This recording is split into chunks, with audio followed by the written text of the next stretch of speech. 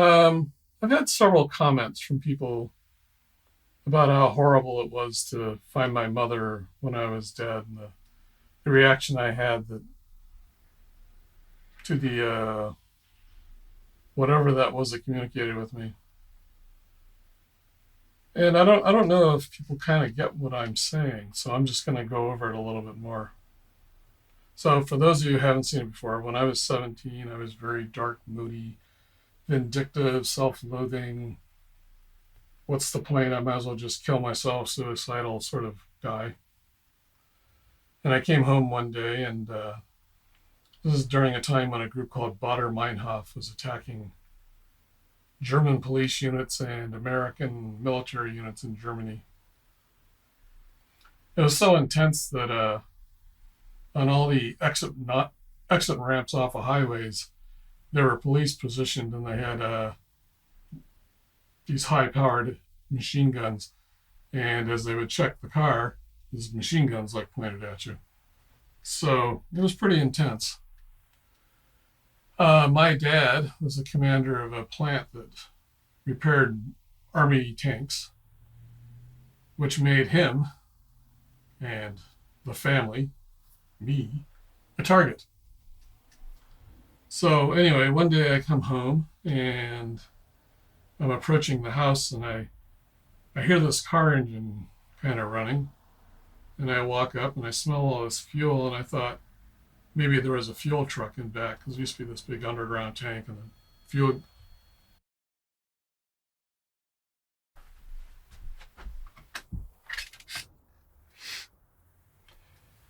Anyways, so this Bader Meinhof gang was trying to kill people, and I came home and I smelt all this gas and a car engine going, and I walked around and back because they used to have this underground tank full of fuel that the Germans would put fuel in there to help heat the house, and I thought that was coming from there, and I wasn't there, and so I walked into the house. I'm all by myself coming home from school, and I smelled gasoline all through the house. And the first thing I thought was Bader Meinhof was trying to blow up the house. So I ran to the house and went to the kitchen, and smelling all this fuel, and all the ovens were off and the stoves were off, and I kept hearing the car engine running. So I went out into the garage, and the car was running, and I was like, aha, caught him. So I go up to the front door of the car. The window was down, and I reach in and turn the key to turn off the car, and I turn, and there's my mom, and she had gassed herself to death in the garage, and also the cat. Um, Very difficult, very painful at the moment, but it always sounds weird when I say this, but that wasn't the important thing. Um, it is important that my mom committed suicide. It affected me. But as I'm looking at her, I hear this sound. The only thing I can describe it as like this large, dry tree branch cracking. And suddenly it's like I'm looking at her, and I have a completely just as cognizant view about 10 feet up in the air, pointing, looking down at me. Like I can see the top of the car, and I can see me, and I'm looking at her.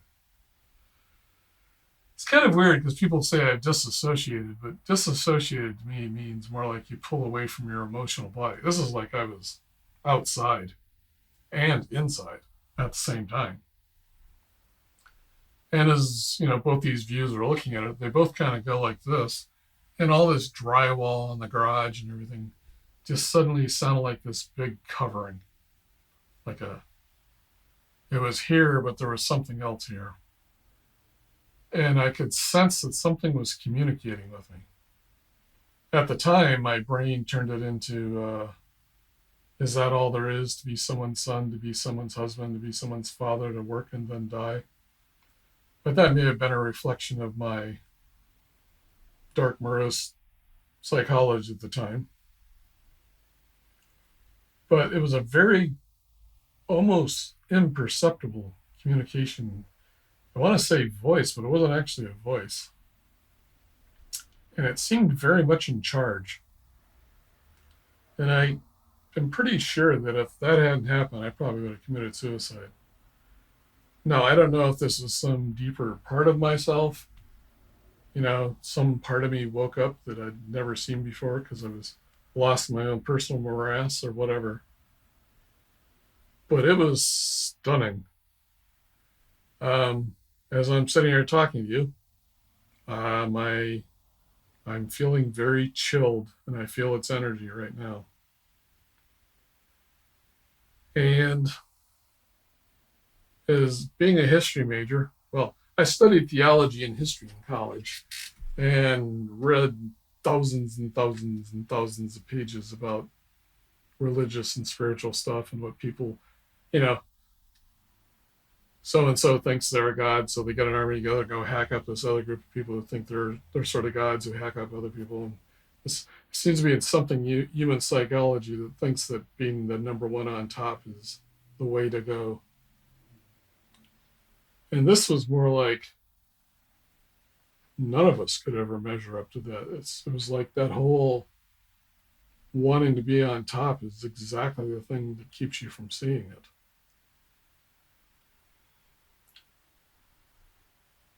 So I lived my whole life with that kind of few seconds, kind of keeping me from getting dark. I have since done a lot of meditation and therapy and yoga and prayer, and it's actually calmed down a lot. And that thing, and I call it thing, I'm tempted to call it God, but who knows? The word God is a English form of a German word. Uh, in Hebrew, you're not even supposed to say the word that's the name.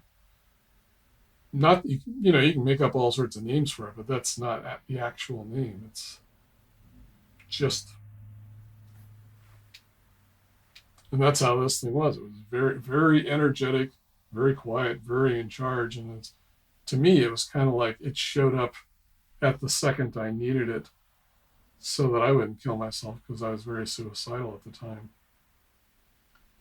And yet it also punctured through my day to day life and woke me up to there's something much deeper than getting up, going to work, making money, getting drunk, chasing chicks, eating food, taking a poop, going to bed, getting up, going to work.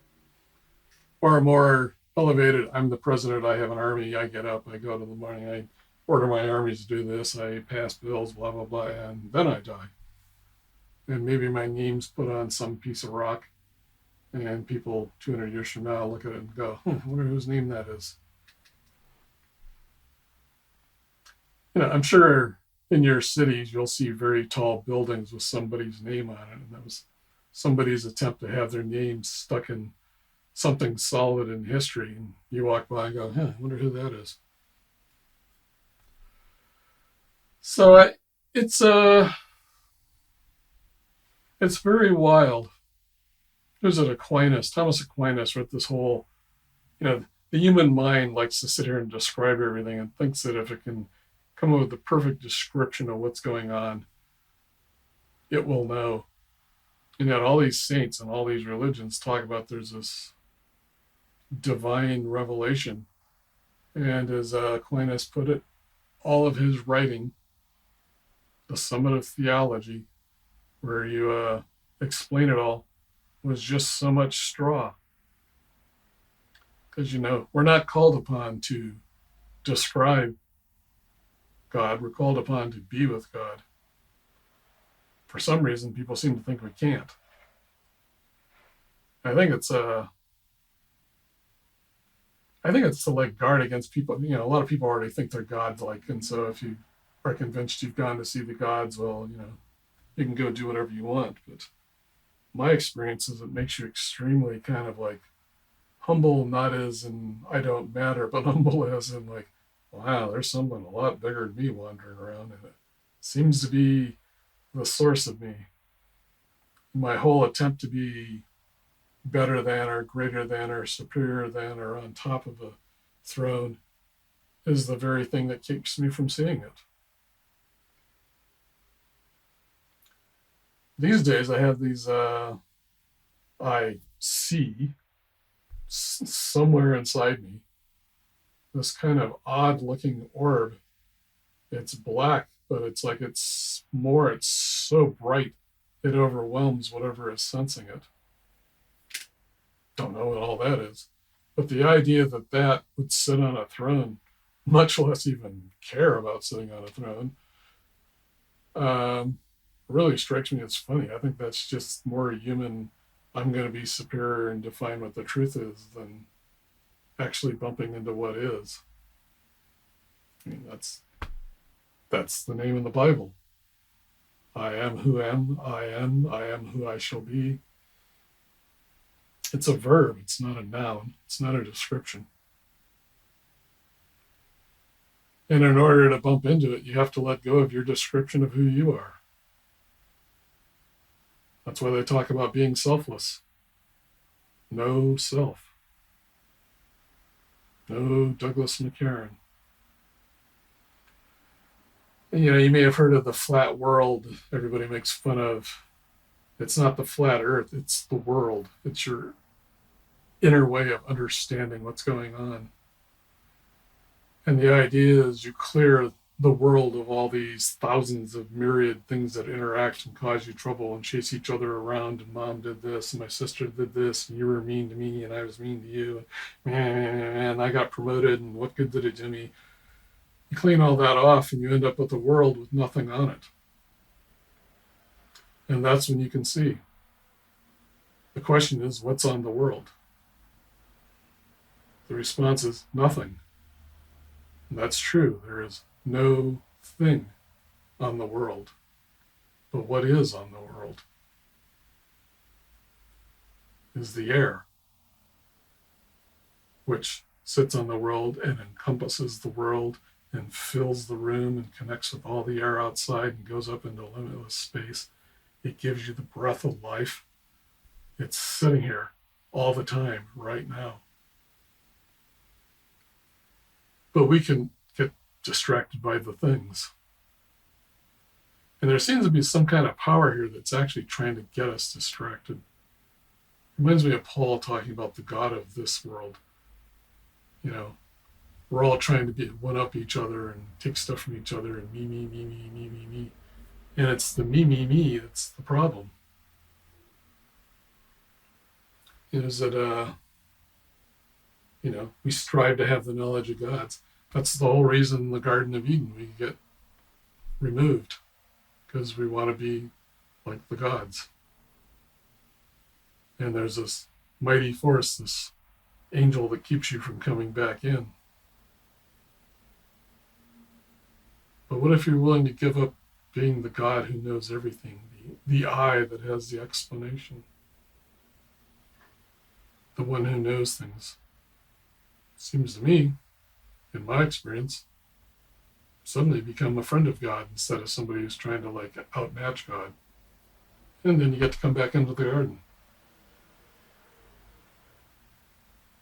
and grow in it. It's pretty amazing, from a dark, mean, self-loathing, vindictive, pissed off, angry, judgmental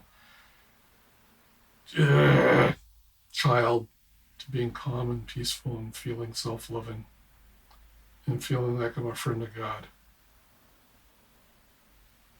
I figure if I can do it, anyone can do it.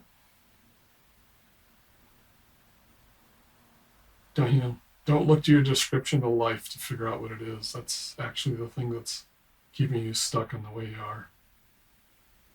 Don't try to make up a new description. Just let yourself be led.